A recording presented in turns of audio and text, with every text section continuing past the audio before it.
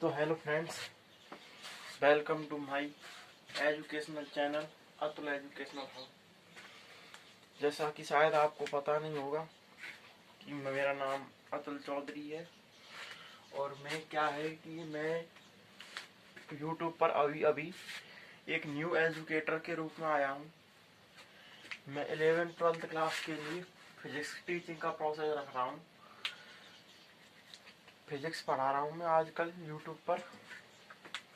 तो सबसे पहले तो ये मैं आपको अपना इंट्रो दे ही चुका हूँ। माई सेल्फ अतुल चौधरी, मेरा नाम अतुल चौधरी है। तो क्या है कि ये मेरा फर्स्ट वीडियो है 11th क्लास का। तो क्या है कि अभी अभी RBSE का एग्ज़ाम तो हुए नहीं है, 10th के भी एग्ज़ाम नहीं हुए और 12th के एग्ज़ाम भी नहीं हुए। तो क्या है, RBSE ने विदाउट एनी एग्ज़ाम कंडक्ट कराए 10th और 12th के स्टूडेंट्स को नेक्स्ट क्लास के लिए प्रमोशन दे दिया है।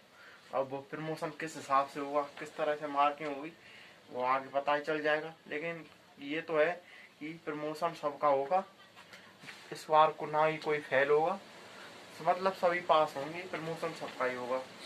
फेल वाला प्रोसेस तो रहने।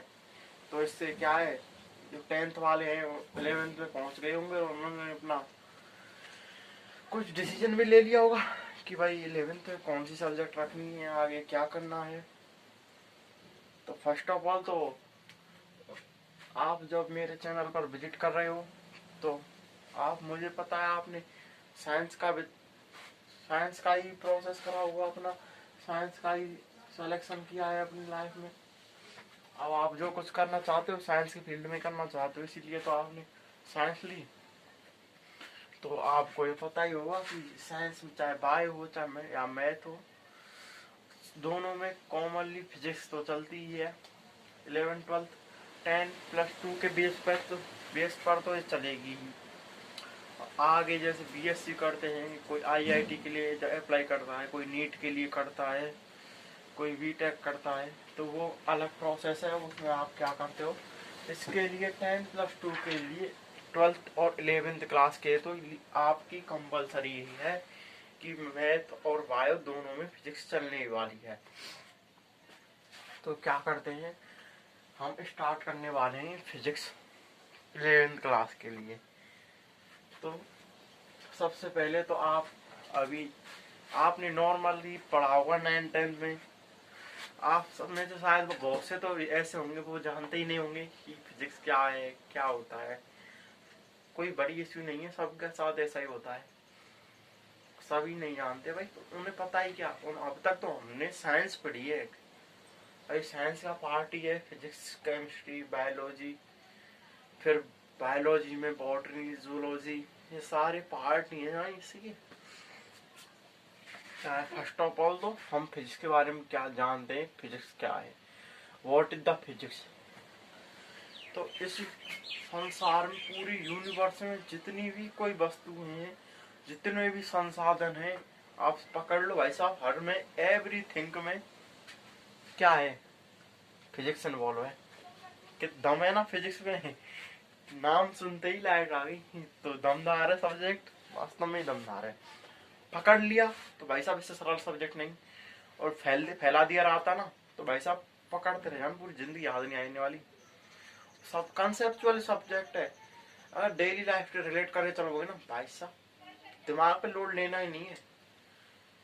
बहुत बिल्कुल लॉ बेसिक से हम कराएंगे हम, और एडवांस लेवल तक चलेंगे। आप तो बस साथ देना, सपोर्ट करना, टेंशन मत लेना। फिजिक्स का न्यूटन की लेवल में ले जाएंगे आपको। अब ऐसा तो नहीं, न्यूटन वैज्ञानिक वो तो स्पेशल ही होते हैं। चलो बिना कुछ देर की अपने टॉपिक पर आते हैं। फिजिक्स क्या है, everything in universe are involve physics. अब क्या है सर, ये फिजिक्स किस वर्ड का, भाषा का शब्द है, कहाँ से आया, क्यों लिया गया, ये कोई फिजिक्स नहीं है, ना ही कोई इससे संबंध है। बहुत सारे नोट्सों में लिखा होता है, पढ़ लोगे। ये मैं बताऊं तो ये कोई टॉपिक नहीं बताना है। जो मैं फिजिक्स का टॉपिक है उस पर आते हैं हम। और क्या है, ऐसा नहीं कि फिजिक्स कुछ 2-4 साल पहले जब वैज्ञानिकों ने अपने जो थ्योरी दिए तभी से फिजिक्स का उत्पत्ति हुई, ऐसा नहीं है। जब से इस ब्रह्मांड की उत्पत्ति हुई है हर एक चीज में फिजिक्स इन्वॉल्व है। अब क्या है, ये बात अलग है कि फिजिक्स को पहचान पाने में नए नए वैज्ञानिक होते हुए वो अपना अपना थ्योरी देते गए, विभिन्न चीजों में अपनी अपनी प्रोसेस लगाते गए और फिजिक्स के सार में विस्तार होता गया। अब क्या है, अब आप ऐसे बोलो न्यूटन ने लॉ दिए अपने, तो भाई न्यूटन ने लॉ नहीं दिए, उससे भी पहले तो वो चीजें हो रही थी जिसके ऊपर वो लॉ दिए गए। उससे पहले ऐसा थोड़ी है कि कुछ अलग हो रहा था। अब ऐसे है, अब वो था ग्रेविटेशन वाला लॉ है, अब उसमें सेब गिरा नीचे, तो ऐसा थोड़ी है कि उसी दिन सेब गिरा, पहले भी तो गिरता था। ऐसा थोड़ी है कि पहले ऊपर जाता था, पहले भी गिरता था। अब क्या है, कुछ इसको पहचानने में टाइम लगा, पहचान नहीं पाए, ये तो कुछ नहीं है। अब सबसे पहले हम टॉपिक पर आते हैं और टॉपिक स्टार्ट करते हैं कि क्या है, जिसको हम डिवाइड करते हैं टू पार्ट्स में। फर्स्ट तो है चिरसम्मत भौतिकी, यानी कि ओल्ड फिजिक्स बोल सकते हो, परंपरागत भौतिकी बोल सकते हो। सेकंड है मॉडर्न फिजिक्स, आधुनिक भौतिकी। तो ये चिरसम्मत भौतिकी क्या है कि जिसमें हम जो चीजें हमारी पुराने समय से चली आ रही हैं, जो ब्रह्मांड की उत्पत्ति से हमारे साथ हैं, जैसे पृथ्वी का घूमना हुआ, दिन रात बनना हुआ, मौसम ऋतुएं हुई, मनुष्य का बढ़ना हुआ, अब बहुत सारी प्रोसेस हैं, जैसे बारिश का होना हुआ, बादलों का बनना हुआ। इन सब में आप डायरेक्ट रूप से नहीं कह सकते कि फिजिक्स है, लेकिन हम कह सकते हैं कि जब तक इनमें फिजिक्स इन्वॉल्व नहीं है, ये कोई भी ऑब्जेक्ट ऐसा नहीं है कि वो फिजिक्स के बिना कोई भी प्रोसेस पूरा कर सके। हर चीज में कोई ना कोई फिजिक्स का पार्ट तो इन्वॉल्व रहता ही है।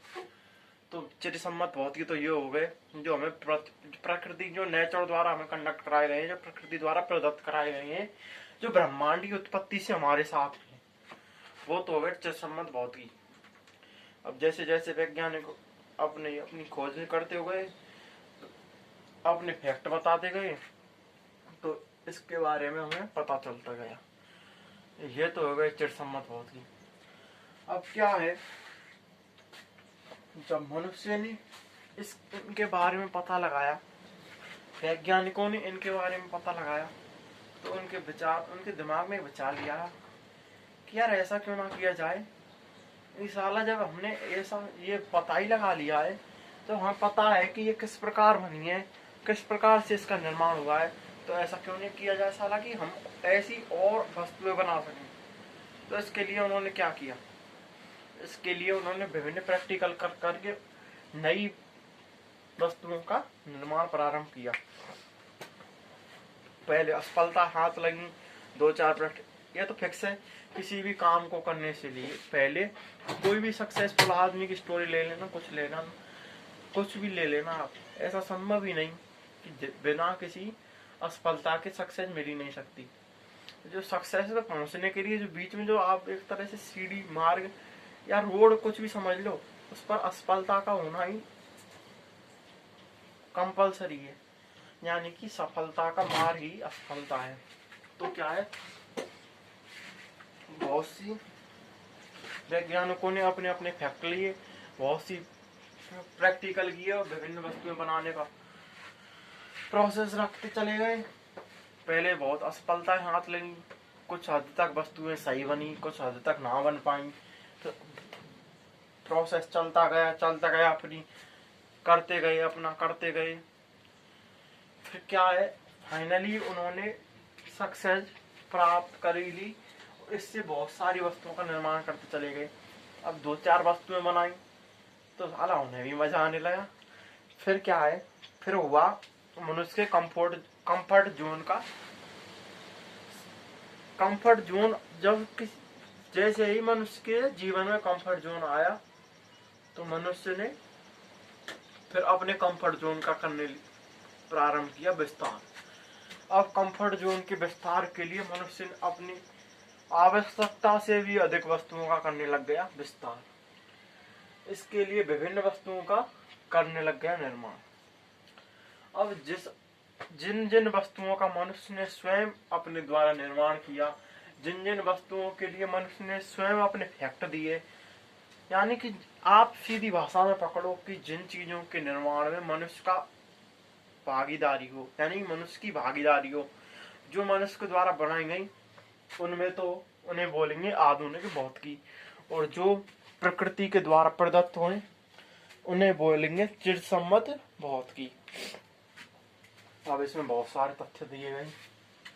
अब जैसे क्या है, पहले तो कुछ नहीं था, साला आदमी काटा, आदमी ने जानवर काटा और खा गए बिना पूछे भी।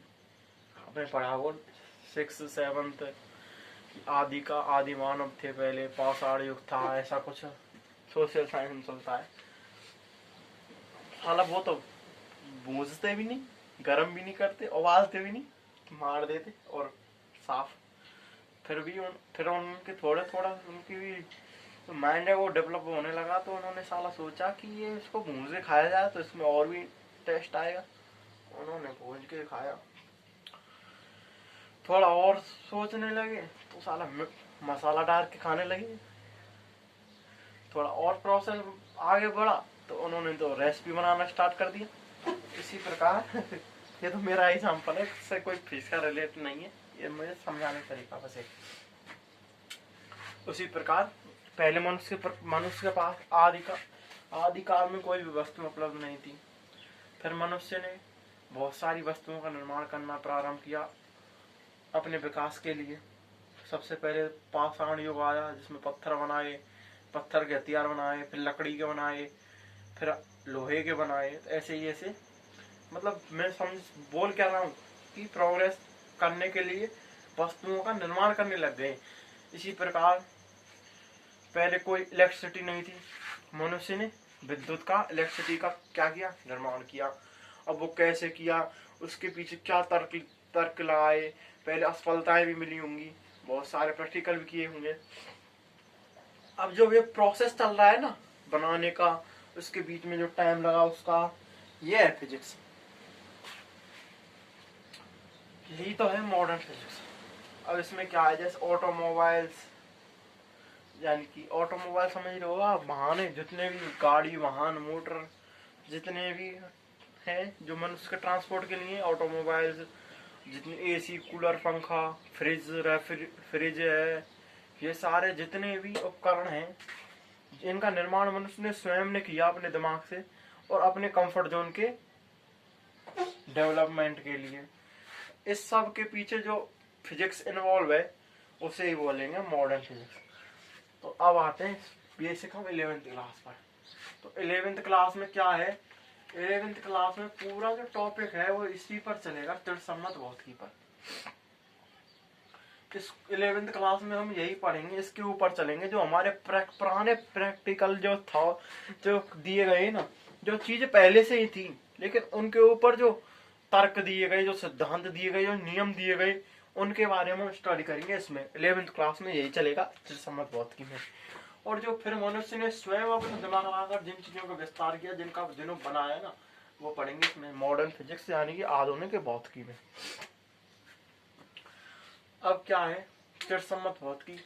अब सबसे पहले तो मनुष्य के सामने एक ही समस्या उत्पन्न हुई कि यार सबसे पहले तो ऐसा करो, कुछ ऐसी यूनिट बनाओ जिससे हम आपस में एक दूसरे से, यानी कि एक्सपोर्ट इंपोर्ट कर सकें। अब क्या है, पहले तो वस्तुओं के बदले में वस्तु देते थे। साला कोई किसी को जरूरत है किसी चीज की, और उसे किसी को तो 2 पैसे की जरूरत है और किसी को 10 पैसे की वस्तु की जरूरत है। क्या होता, आपस में एक्सचेंज नहीं होता, तो उस एक प्रॉब्लम होती। साला कोई तो कुछ नामात्र चीज से बहुत कुछ प्रॉफिट पा जाता, और कुछ किसी के पास बहुत कुछ होते हुए भी बहुत बड़ा लॉस हो जाता। इसी के लिए फिर सबसे पहले जो मनुष्य के सामने जो समस्या आई वो थी, एक प्रकार से एक यूनिट, एक मात्रक बनाया जाए, जिससे कि सबसे पहले तो ये एक्सपोर्ट इंपोर्ट की जो समस्या है उसका निर्धारण किया जाए, यानी इसका कुछ ना कुछ उपाय किया जाए। तो इसके लिए मनुष्य ने सबसे पहले तीन पद्धतियों का निर्माण किया। MKS पद्धति, FPS पद्धति और CGS पद्धति। मनुष्य तीन पद्धतियां लाई गई, MKS पद्धति, FPS पद्धति और तीसरी थी CGS पद्धति। ये तीन पद्धतियां लाई गई मनुष्य के द्वारा। अब इसमें क्या है, MKS पद्धति, अब इन पद्धतियों को सब यूनिट के लिए तीन ही डायमेंशन के लिए तीन की जरूरत है। जैसे कि एक तो लेंथ, मापन के लिए तो सबसे पहले तो लेंथ होना चाहिए, चाहे 1D हो, 2D हो, 3D भी हो। किसी भी प्रकार की डिजिट के मापन के लिए लेंथ का होना कंपलसरी है। और इसके बाद चलते हैं तो मास यानी द्रव्यमान। जब लेंथ या कुछ एरिया, वॉल्यूम कुछ भी है तो उसका मास ही होगा। तो सेकंड मास के लिए यूनिट लाई गई। और थर्ड है टाइम के लिए भी यूनिट लाई गई। तो इसके लिए तीन पद्धतियां दी गई, MKS, FPS और CGS। तो क्या है MKS में, इसमें तीनों पद्धतियों के लिए 3 डिजिट थी। तो ऑब्वियसली बात है, जब 3 डिजिट दी गई है तो मेजरमेंट भी कितनी थिंग का होगा, 3 थिंगों का होगा, 3 वस्तुओं का होगा, 3 यूनिटों का होगा। तो सबसे पहले जो मेजरमेंट की यूनिट है वो है लेंथ की, यानी कि लंबाई की। तो हम लंबाई को मापन करेंगे MKS पद्धति में मीटर में। और सेकंड है मास की, जिसका मापन करेंगे किलोग्राम में। और थर्ड है टाइम का मेजरमेंट करेंगे सेकंड में। सेकंड थी FPS पद्धति। तो जो FPS पद्धति है इसमें क्या करते हैं, जो लेंथ का है मेजरमेंट करते हैं फुट में, और क्या है जो मास का मेजरमेंट करते हैं पाउंड में, और समय का तो वही रहने देंगे सेकंड में। यार ये क्या है कि समय के साथ कुछ हो ही नहीं था, इसने क्या कर दिया, वो है ना ऐसा क्या कोना किया हम तो लुट गए वो है इसके साथ कुछ नहीं है, तो मजा आ गए, सेकंड में रही गए। क्यों, समय की सेकंड से छोटी कोई ऐसी यूनिट नहीं है जो सभी डिजिटों में कंपलसरी अप्लाई हो सके, इसके लिए इसको रखा गया सेकंड में। सेकंड हो गई। थर्ड है CGS पद्धति। इसमें क्या है, इसमें लेंथ को लेंगे किलोग्राम सेंटीमीटर में लेंथ को लेंगे, और मास को लेंगे ग्राम में, और टाइम को लेंगे सेकंड में। ये तो हो गई, तीनों पद्धतियां हो गई, MKS पद्धति, FPS पद्धति और CGS पद्धति। अब क्या है, इन तीनों पद्धतियों को देने के बाद भी ऐसा हुआ कि हम तो रह रहे हैं यहाँ पर, जैसे कि अपनी अपनी जगह हो, कोई दूसरी जगह रह रहा है, अब वो अपनी जगह और कोई यूनिटों का यूज कर रहा है मेजरमेंट के लिए, और कोई पद्धति लगा रहा है। हम लगा रहे हैं यहाँ पर MKS पद्धति, और वो लगा रहा है CGS पद्धति। अब दो बंदे हैं, एक लगा रहा है MKS पद्धति, एक लगा रहा है CGS पद्धति। अब वो आपस में एक्सपोर्ट इम्पोर्ट कर रहे हैं। अब उनमें यही बात के लिए कुछ सालों आपस में कुछ नहीं होगी, आपस में एक दूसरे का सिर फूट गया। अब बोले क्यों हो गया, कि सर जी मैंने तो इसके लिए इतना दिया, ये साला मुझे इतना ही दे रहा है। फिर कोई नहीं है तो ये कोई बड़ी समस्या नहीं। अब सोचा किसी ने, जो तीसरे को बताया उसने सोचा कि यार कुछ ऐसा किया जाए इनको, ये तो ऐसा रोज होगा, तो कुछ स्पेशल सोचा जाए, इससे बचा जाए, नहीं तो भाई साहब लाशें बच जाएंगी रोज आदमियों में। बाहर LOC की जगह इंडिया में आर्मी की ज्यादा जरूरत पड़ जाएगी। फिर क्या किया गया, संपूर्ण सभी जो वैज्ञानिक थे, जो भी फिजिशियन थे, जो भी सलाहकार थे, उन्होंने एक ऐसी नीति बनाई, एक ऐसा डिबेट किया कि क्यों ना ऐसा किया जाए कि संपूर्ण वर्ल्ड की एक सिंगल जो है यूनिट दे दी जाए। तो इसके लिए एक यूनिट दी गई जिसे कहते हैं हम SI यूनिट। ऐसा यूनिट क्या है, for all word are apply, यानी कि संपूर्ण विश्व के लिए अप्लाई होती है एसआई यूनिट। अब क्या है, एसआई यूनिट दे दी गई। अब एसआई यूनिट तो आज तक चल रही है, अभी भी एसआई यूनिट वर्तमान में जो मेजरमेंट की सबसे वर्ल्ड की कॉमनेस्ट जो फॉर्म है यूनिट की, वो है एसआई यूनिट। एसआई यूनिट है। अब इसकी तीन एसआई यूनिट तो ऐसा ही है, सब फॉर ऑल वर्ड के लिए लागू है एसआई यूनिट। अब चलते हैं भौतिक जो फिजिक्स का है उसके पार्ट पर। अब ये पद्धतियां दी गई, तीन पद्धतियां दे दी गई। अब क्या है, अब देखते हैं कौन सी राशियां हैं मूल भौतिक, कौन सी व्युत्पन्न राशियां हैं। फिर क्या है फिजिक्स में, अब फिजिक्स में भी यूनिटों की जरूरत पड़ी। फिजिक्स में भी अलग बहुत से एग्जाम्पल दिए गए, बहुत सी यूनिटें दी गई, लेकिन फिजिक्स की भी अपनी भाषा होती है, फिजिक्स के भी अपने डेरिवेटिव्स होते हैं, उनके लिए भी यूनिट की जरूरत थी। ये तो आम भाषा के लिए हुई, इम्पोर्ट एक्सपोर्ट के लिए हो गई, लेकिन फिजिक्स के लिए भी जरूरत होती है। इसके लिए क्या किया गया, सबसे पहले तो भौतिक राशियों को बांटा गया। भौतिक राशियों को दो भागों में बांटा गया, एक तो मूल भौतिक राशि और एक व्युत्पन्न राशि। मूल भौतिक राशियां जो किसी पर डिपेंड नहीं है, यानी कि इंडिपेंडेंट, स्वतंत्र है, यानी इन्हें मूल भौतिक राशियों को भी बोलते हैं स्वतंत्र राशियां। तो एक तो रही मूल भौतिक राशि स्वतंत्र राशि, और दूसरी हो गई व्युत्पन्न राशि जो दूसरे पर डिपेंड है, यानी कि दूसरे के द्वारा उत्पन्न की गई है, या जो किसी अन्य भौतिक राशि के सहायता से उत्पन्न की गई है, वो हो गई व्युत्पन्न राशि। और मूल भौतिक राशियां वो हो गई जिनके निर्माण में किसी भी अन्य राशि की भूमिका नहीं है। अब जैसे कि स्वर और व्यंजन पढ़े होंगे आपने, छोटी छोटी कक्षाओं में पढ़ते हैं स्वर और व्यंजन, वोवेल्स वगैरह वो पढ़े होंगे, इसी प्रकार है। अब मूल भौतिक राशियां ये सात है मूल भौतिक राशि, 1 2 3 4 7, 7 मूल भौतिक राशियां हैं।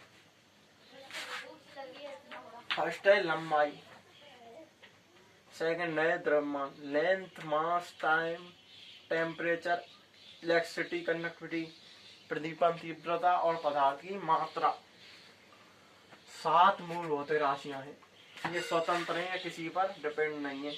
इन 7 भौतिक राशियों की सहायता से फिजिक्स की संपूर्ण राशियों का निर्माण किया गया। अब इनके जैसे ही ये राशियां स्वतंत्र है, तो इनके मात्रक और विमाएं भी स्वतंत्र है, ये भी किसी पर डिपेंड नहीं है। इनकी सहायता से ही और राशियों का निर्माण किया गया। तो सबसे पहले तो लंबाई की जो मात्रक है, लंबाई का मीटर, इसको इंडिकेट करते हैं स्मॉल एम से, और इसकी लेंथ है यानी कि लंबाई की जो विमा है उसे लेंथ यानी कि एल। अब जितनी भी एल लंबाई की जो घात है वो इस पर ऊपर चढ़ जाएंगी, ये तो विमा वाला है, विमा की कुछ प्रॉपर्टीज होती है, उसके द्वारा हम डायमेंशन की वो देखेंगे। पहले हम यूनिट के बारे में देखते हैं। फिर द्रव्यमान यानी मास, मास की जो यूनिट है वो है किलोग्राम, इसको इंडक्ट करते हैं केजी से। समय तो वही तीनों फॉर्मों में वही चला, सेकंड, तो समय को की जो यूनिट है वो है सेकंड, और इंडिकेट करते हैं भाई एस से। इसी प्रकार ताप को केल्विन से, के विद्युत धारा को एम्पियर, प्रदीपन तीव्रता को कैंडेला, पदार्थ की मात्रा को मोल। अब क्या करना है आपको, सबसे पहले वीडियो को पुश करके ये सारे एक रफ वर्क या नोट्स, कुछ और नोट्स बनाना चाहें तो उसमें लिख लेनी है या रफ में लिख लेनी है, और इसको अच्छी तरीके से रिमाइंड करना है 2 से 3 बार, और फिर वो जहाँ पर लिखी है वो बंद करके नया पेज खोल के सब एक साथ उसमें लिखनी है, यानी कि आपको ये एक तरह से अच्छी तरह से रिमाइंड करनी है ये सारी राशियाँ, यानी कि यूनिट्स, इनकी जो यूनिट्स है और इसकी जो डायमेंशन है, ये सभी। ये तो हो गई मूल भौतिक राशियाँ जो स्वतंत्र हैं, और इनकी सहायता से और राशियों का किया गया निर्माण, जिन्हें हम बोलते हैं व्युत्पन्न राशियाँ। इसमें पहला जो नॉर्मल सबसे छोटा है वो है क्षेत्रफल। क्षेत्रफल क्या होता है, लंबाई इंटू चौड़ाई, लेंथ इंटू विड्थ होता है, लेंथ इंटू विड्थ। और लेंथ तो लेंथ है, ये लंबाई तो लंबाई है, लेकिन ब्रेड्थ भी तो एक लेंथ है। उसके मापने का तरीका ये है और ये है। अब इसको भी लेंथ मान सकते हैं, इसको भी लेंथ मान सकते हैं। लेंथ तो लेंथ है, लेकिन ब्रेड्थ भी तो लेंथ ही है ना। तो लेंथ का मात्रक मीटर, ब्रेड्थ को भी लेंथ में मेजरमेंट करेंगे तो इसका भी मात्रक मीटर। तो इसकी जो यूनिट हो गई वो मीटर स्क्वायर। आयतन, आयतन क्या होता है? Length into width into height. आयतन length into width into height. इसमें भी क्या है? लेंथ है, वो तो लेंथ है ही, और विड्थ भी तो लेंथ है, और हाइट भी एक तरह से लेंथ ही है। तो इसमें 3 लेंथ हो गई ना, और 3 लेंथ यानी कि मीटर क्यूब। ये हो गई इसकी यूनिट। इसी प्रकार बल। अब देखते हैं बल। फोर्स, फोर्स का जो सूत्र होता है, जो फॉर्मूला होता है, वो होता है द्रव्यमान इंटू त्वरण।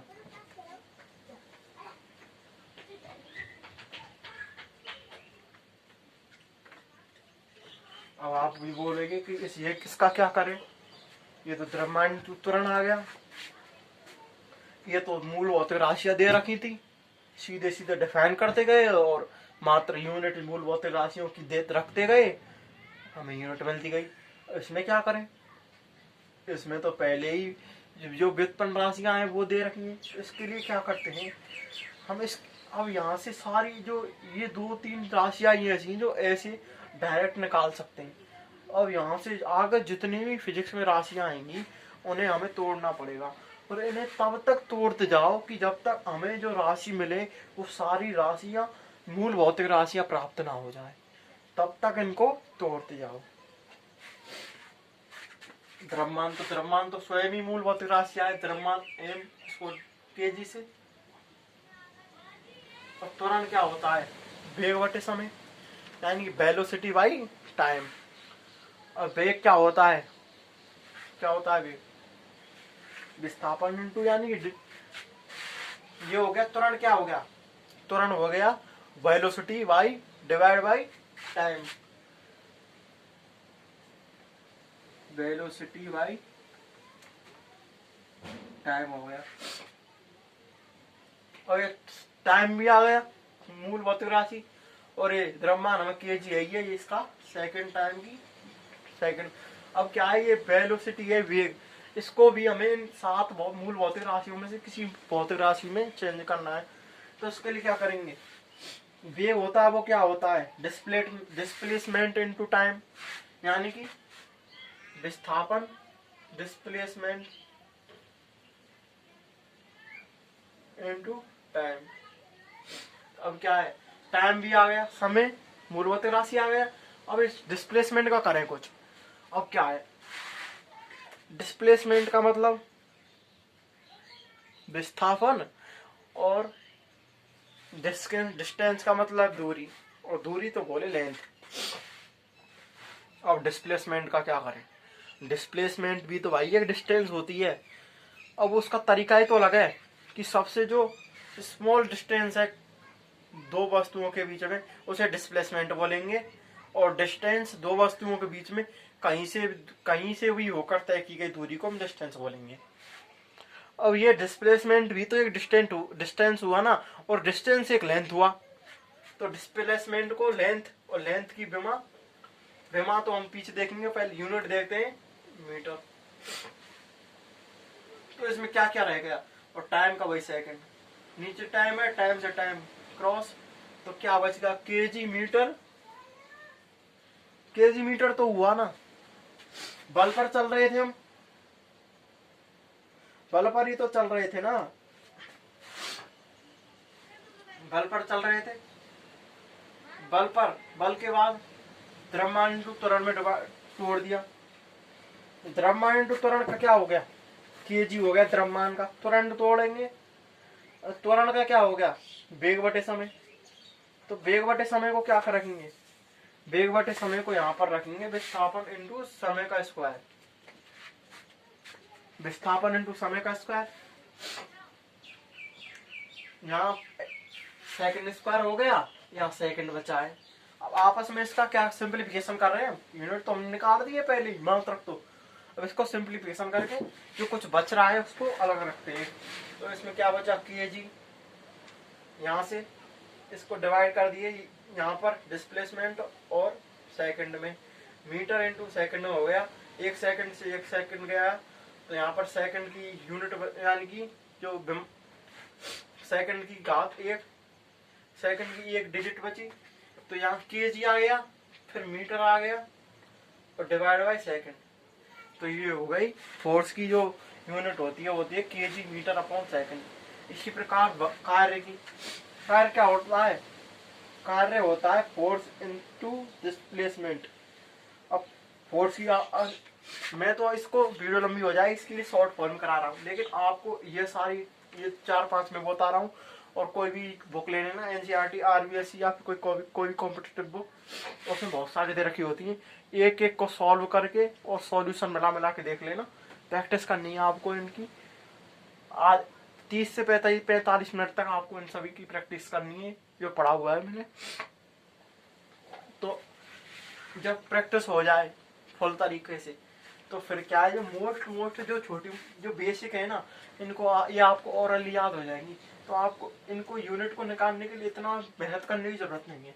अब जैसे कार्य होता है, क्या होता है, work force into displacement.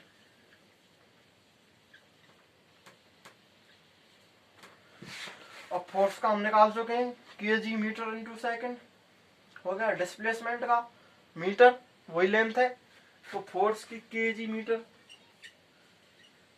Bye second और डिस्प्लेसमेंट भी मीटर, तो क्या हो गया, K G metre square upon second. ऐसे डायरेक्टली भी निकाल सकते हो, ये ऐसे ही निकालोगे आप। ये आपको ये अभी फिजिक्स की शुरुआत है, लेकिन जब आप 11th की एंड तक पहुंच जाओगे ना, तभी आपको ओरली याद हो जाएंगी। और 12th में तो आप इतनी परफेक्ट हो जाओगे कि ये आप 1 से 2 लाइन में कितनी भी बड़ी सब कितनी भी बड़ी डिजिट हो आपकी थोड़े से टाइम में निकाल लोगे।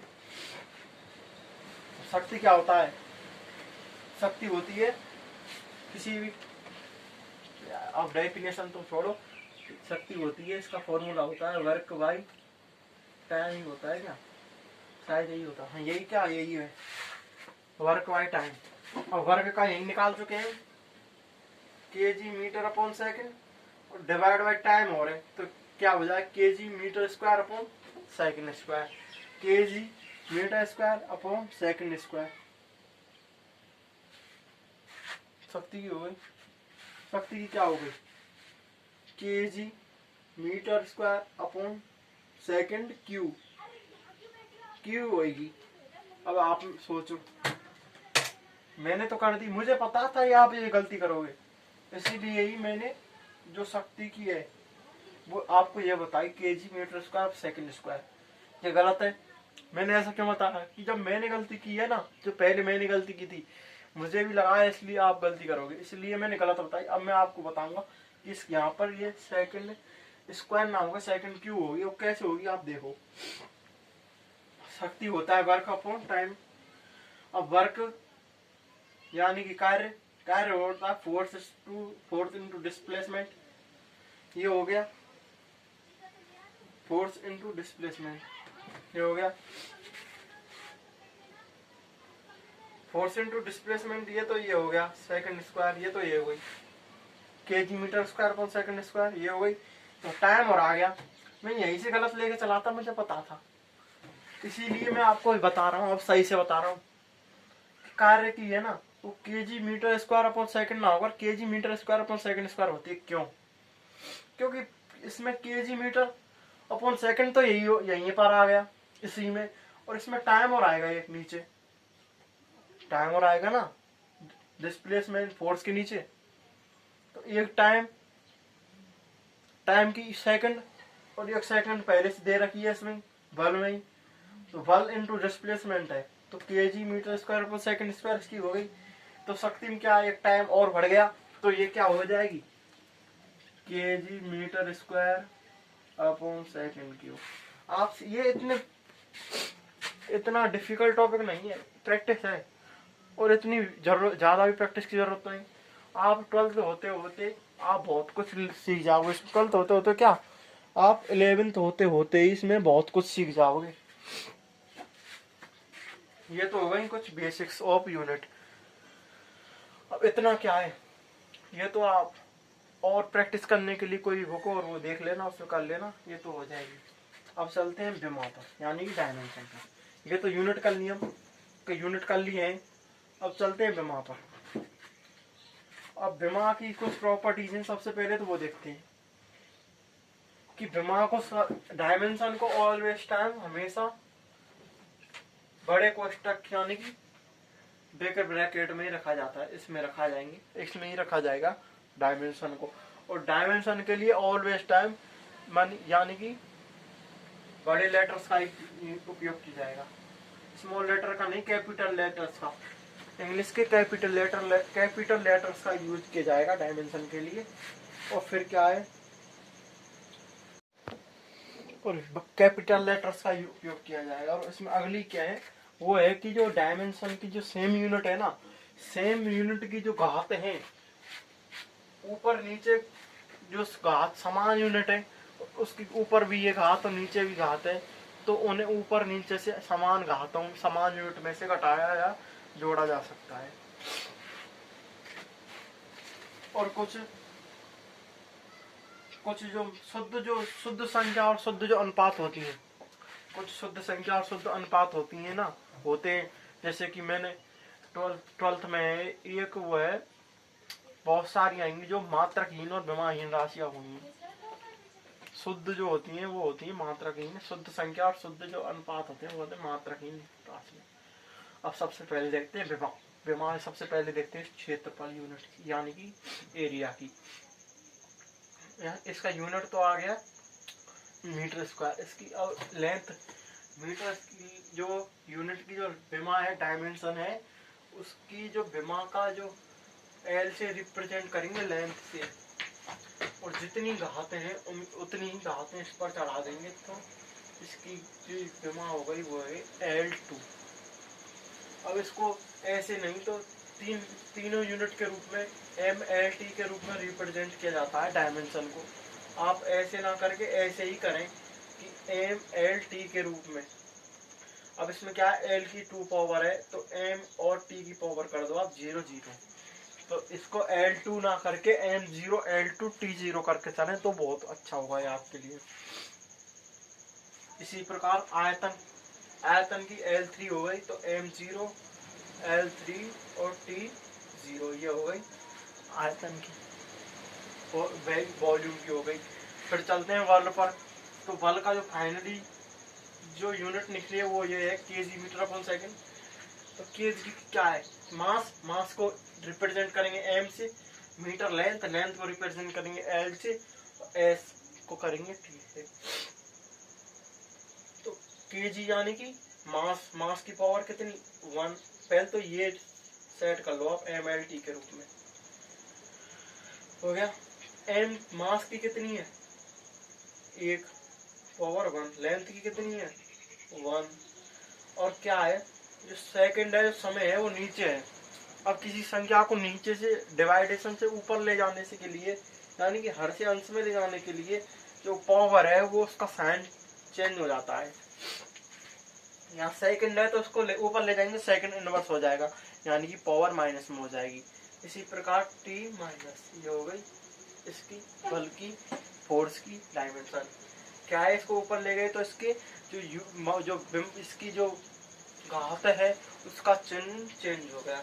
इसी प्रकार कार्य का करेंगे तो कार्य में kg मीटर स्क्वायर और सेकंड स्क्वायर है, तो इसके लिए इसी प्रकार करेंगे जैसे कि M2 L2 और पावर को ऊपर ले जाएंगे तो t माइनस 2। इसी प्रकार इसका भी होगा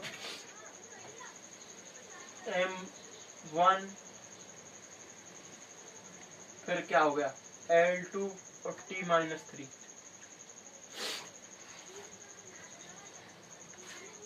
क्षेत्रफल की M0 L2 T0 M0 L3 T0। Force की क्या हो गई M1 L1 T minus 1। Work की हो गई M1 L2 T माइनस 2, और पावर की हो गई M1L2T-3। ये कुछ 2-4 मैंने यूनिट और डायमेंशन के करा दिए। अब आप इसके लिए क्या करें, कोई भी बुक ले ले, NCERT की ले लो, RBSC की ले लो, कोई कॉम्पिटिटिव बुक ले लो, उसमें बहुत सारी ये दे रखी होती हैं और उसकी आप प्रैक्टिस लगाएं। प्रैक्टिस आपने ये तो सुना ही होगा, प्रैक्टिस मेक वुमेन परफेक्ट। जो प्रैक्टिस है वो हर चीज़ के लिए, परफेक्शन के लिए सबसे ज़्यादा प्रैक्टिस है। एजुकेशन से नहीं, आप किसी भी फील्ड में ले लो, प्रैक्टिस ही है सब कुछ। तो आप इसकी थोड़ा बहुत प्रैक्टिस करें और जब आप प्रॉपरली आप आ जाओगे तो क्या है, आप जो पढ़ोगे फिजिक्स तो आपको उसी में बहुत सारी प्रैक्टिस हो जाएगी, बहुत सारी मात्रक राशियाँ आएंगी जिनको डेफिनाइज करेंगे, फिर उनके यूनिट और डायमेंशन भी साथ साथ निकालेंगे, उनसे भी आपको प्रैक्टिस हो जाएगी। लेकिन आप उसको थोड़ा सा और अर्ली देख लें अच्छा रहेगा आपके लिए। जो मेन टॉपिक है वो तो यही है। अब थोड़ा बहुत जो लेंथ और ब्रेथ इनके लिए थोड़ी यूनिट दी गई, जैसे कि लेंथ की सबसे बड़ी मात्रक, सबसे बड़े माप जो इकाई है मापने के लिए, प्रकाश वर्ष। प्रकाश वर्ष सुना होगा, इसका उपयोग ब्रह्मांडीय खगोल पिंडों के बीच की दूरी मापने के लिए किया जाता है। प्रकाश वर्ष 3×10⁸ मीटर होता है इसकी जो इकाई है। और सबसे बड़ी जो ब्रह्मांडीय इकाई है ना लेंथ मापने के लिए होती है, वो होती है पारसेक। पारसेक सबसे बड़ी इकाई है। इसी प्रकार बहुत सारी इकाई है, पारसेक है, पारसेक ये लंबाई के लिए तो पारसेक है, पारसेक ही है। ऐसे थोड़े बहुत 2-4 यूनिट हैं इसमें जो, और जैसे कि मापन की इकाइयाँ हैं सेंटीमीटर, मिलीमीटर, और ये आप उसी को ले लें, आप जो बुक है ना उसी में थोड़ा बहुत उसको देख लें, उसमें इकाई भी होंगी जैसे कि सेंटीमीटर, मिलीमीटर और नैनो, माइक्रो, फर्मीमीटर, ये सारी हैं, उनकी यूनिट याद कर लें। फिर क्या आगे चलते हैं, फिर क्या है, कुछ मापन के यंत्र हैं जैसे इस वर्नियर स्क्रू गेज है, वर्नियर कैलिपर है, ये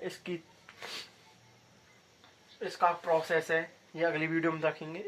10-15 मिनट की वीडियो और रखेंगे, यह तो बहुत बड़ी हो जाएगी, उसमें ये थोड़ा बहुत और रहा है इसका वो कवर कर देंगे। तो ये वीडियो यहीं पर करते हैं समाप्त।